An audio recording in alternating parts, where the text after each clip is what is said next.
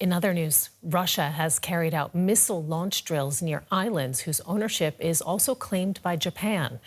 Russia's defense ministry released this footage of the tests by a nuclear-powered submarine and a cruiser against targets off the coast of the southern Kuril Islands. The archipelago is near the northern Japanese island of Hokkaido.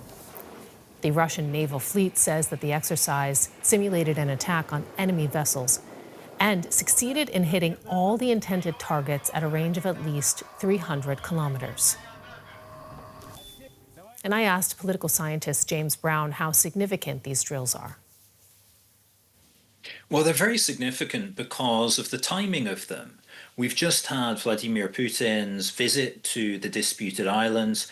It was the first time that he'd visited there. It was seen as highly provocative. And then immediately afterwards, we have these live fire drills. Now, I should say about the live fire drills that they themselves are not unprecedented in the way that Putin's visit was. Actually, with some regularity, Russia does carry out exercises just north of Japan.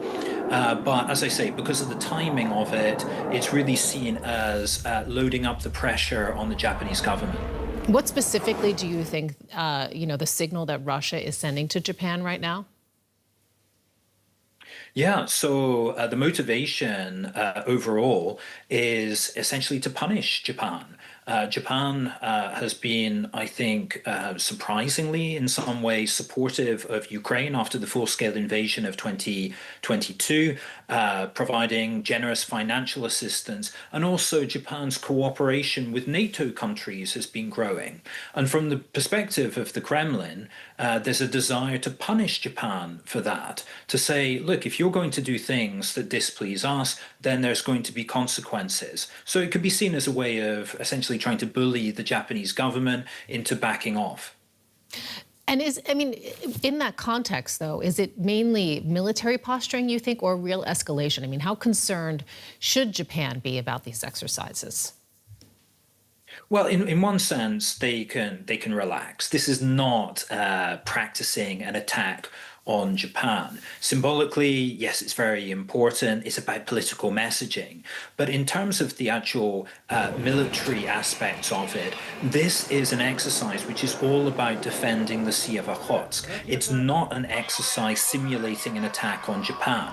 Now, why does Russia do this? It's because the Sea of Okhotsk is especially important for Russia's ballistic missile submarines. In the event of nuclear war, one of Russia's tactics would be to put its ballistic missile submarines into the Sea of Okhotsk to defend that area from ships and submarines, and if necessary to fire nuclear missiles from that area. So that's what they're practicing here. So as I say, it's not a simulated attack on Japan's main islands. What do you think we should watch for next to judge whether tensions are growing further? Well, actually, what I'm waiting to see is what Japan does next. And it's been now more than a week since Putin's visit to the islands, and there's some clamor within Tokyo for more of a response. There's been some kind of rhetorical response, criticism from the Japanese foreign minister and prime minister, but many in Japan believe that that's not sufficient. They perhaps want to see more sanctions, or perhaps Japan could respond by offering more support to Ukraine. The concern is that if Japan doesn't do anything, would that invite further provocative actions, not only from Russia, but also from Japan's other authoritarian neighbors, North Korea and China?